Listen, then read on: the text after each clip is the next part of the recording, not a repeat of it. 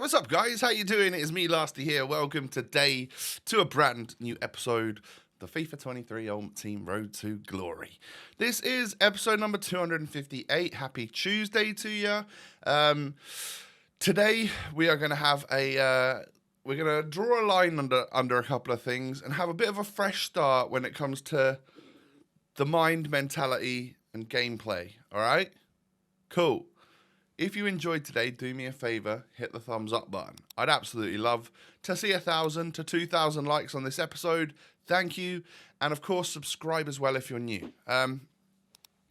So I've been playing with this team and I've been chopping and changing it a lot. I've been chopping and changing between a 4-3-2-1 where I've got some new tactics from a pro and it's a really narrow formation, and my 4-2-2, which is all right, but I keep swapping and stuff in between. And I was playing terribly. I was moaning about everything, and that's what yesterday's video was all about. So I want to have a different mindset on it from today. And we'll start off today with our squad battles rewards. As always, I get gold 2 just from playing semi-pro against whatever to get the unlock whatever player it is throughout the week.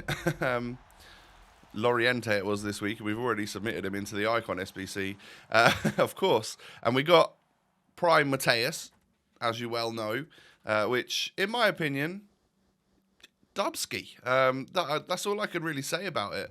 But, of course, what we also get with Gold 2, excuse me, we also get with Gold 2 Squad Battles rewards is a red player pack.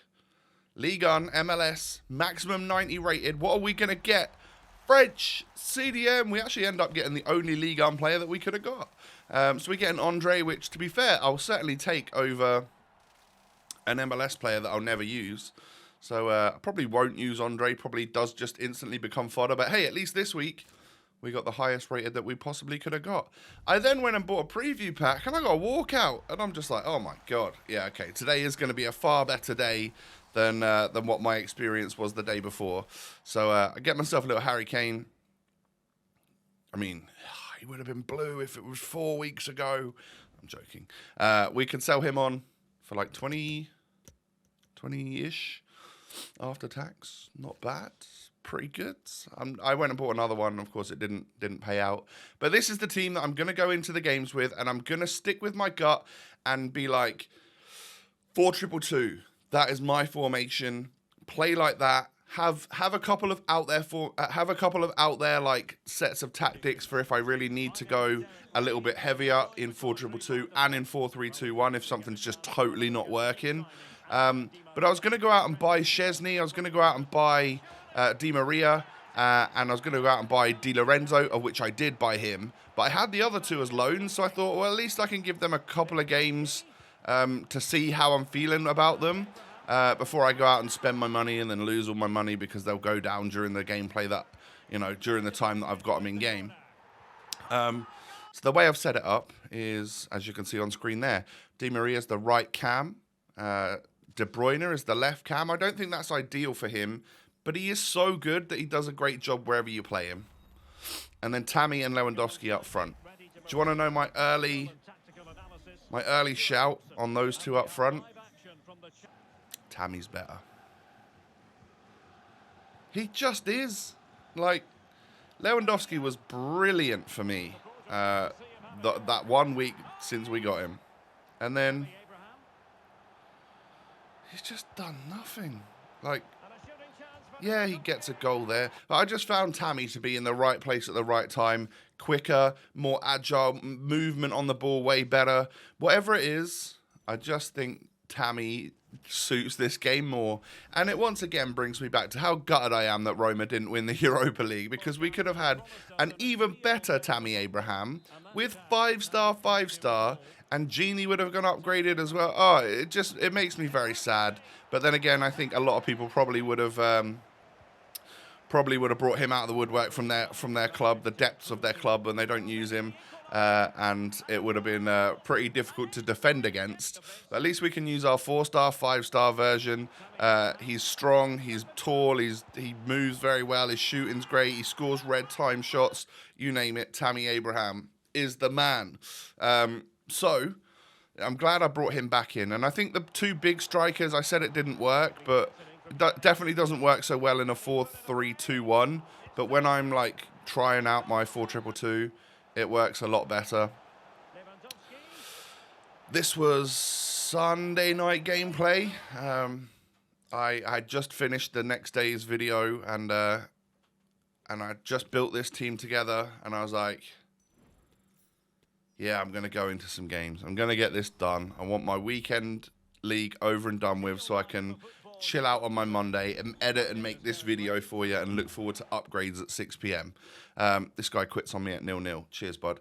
But yeah, so that was like my mentality, and I have to say, whether or not it's just been me going back to basics in my 4-2-2-2, whether or not a Sunday night is a better time to play than a Saturday, probably is. But a few things added up to basically mean that this session went a lot better than before. I do think that on a Sunday night, you get a lot of the people that have then got school or work the next day to essentially rush through their games if it's left to a Sunday night. I know that we can play all the way up until like Wednesday morning now, but I think on a Saturday you're less likely to get rage quits at a couple goals up. On a Sunday, I think that happens a lot more. You do definitely get more rage quits. But also, people are playing quite aggressive because they're trying to get their wins quickly and trying to make you quit.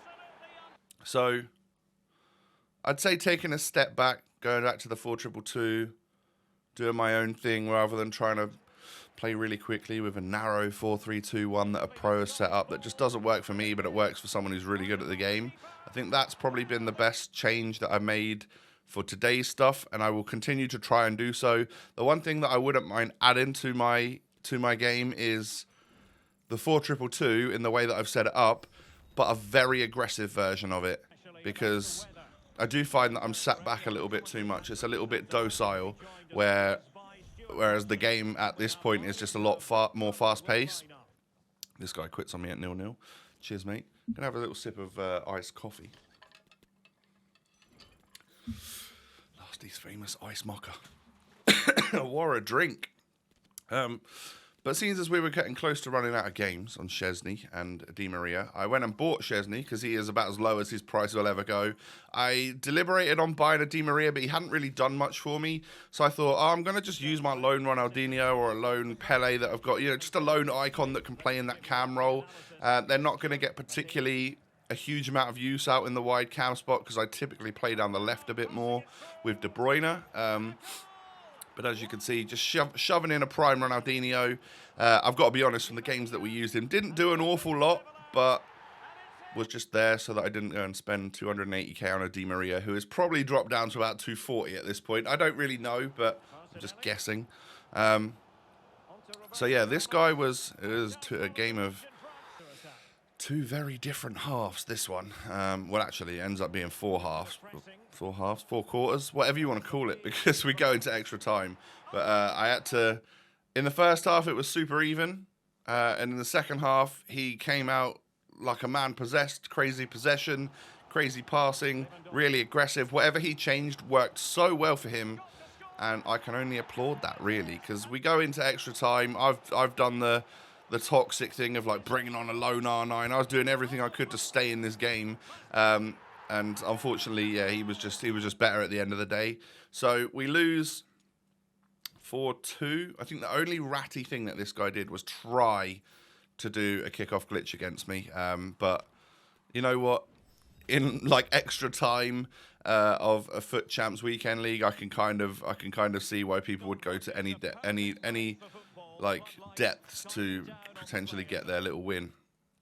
I can see that, so yeah, no hard feelings, and GG's to you for winning. Sorry,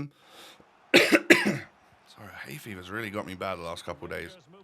0-0 at half time in this one. It was a red time shot from Griezmann that ends up getting this guy into the lead. And then he turned into a passing beast. Look at that. I mean, that's just a sublime goal.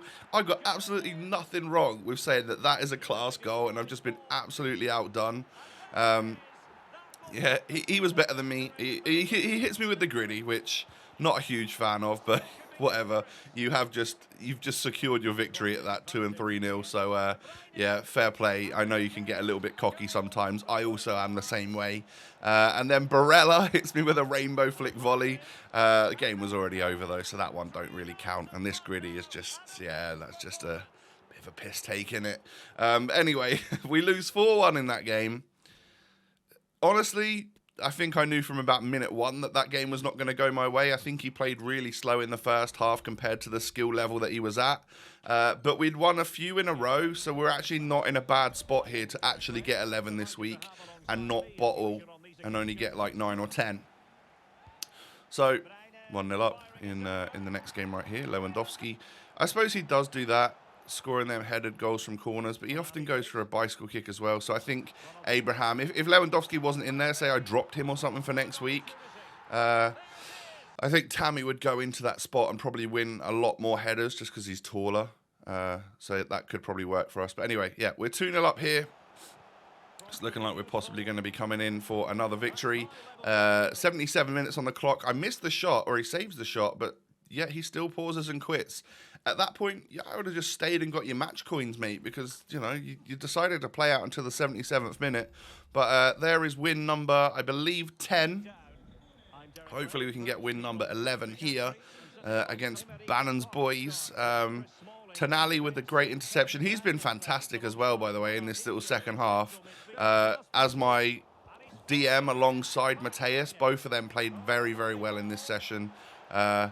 Ronaldinho finally gets a goal. I felt like that was about the first thing he'd really done for us. But yeah, as you can see, that gets me a 2-0 rage quit, and I have 11 wins. With 3 games to go, I absolutely wasn't up for trying to get 14. I was in a good mood because it had actually worked out well for me this week. So, you know what? I'll certainly take 11 wins. So we give the guy a goal, give him the victory. I, of course, would have done the exact same for this guy right here, but he decided he would give me the victory, and he had kickoff, so what am I to do apart from just let him give me the win? I'm sure he was obviously done at that point as well. And then the final game, it all depends on, do I have kickoff? Yes, I do. I can give him the cheap and easy, lovely free win. I'm sure they appreciate that, and that is going to be our 11 wins, ladies and gentlemen. Good stuff. We also get another red this week compared to last week where we only got the 10 wins. So we do get our 2 red Serie A TOTS. We got our 2 player picks, rare player pack, ultimate pack, and 30,000 coins. Lovely. What are we going to get in these then? So the first player pick, one of 2 84 plus rare gold players. We get an 87. I'll take that. Second one, we get 2 84s. Okay. First red player pick, Serie A TOTS. We get 95 Barella, baby. That is a class one to get. 500,000 coin player right there. Huge dub. And then we get Quadrado, Tonali, or Strefazza. I've already got an untradeable Tonali. I've gone with Quadrado. What do you think to that? Dub reds, in my opinion. I am over the moon with getting Barella because he looks like an upgrade even on Tonali and could maybe play both of them. Seems like a brilliant card. So I'm genuinely like, yeah, we've done well there. 11 wins has paid off once again by getting me the best reds. Yeah, it could have been Osimhen. Yeah, it could have been Dybala, Kvaratskhelia, like whoever.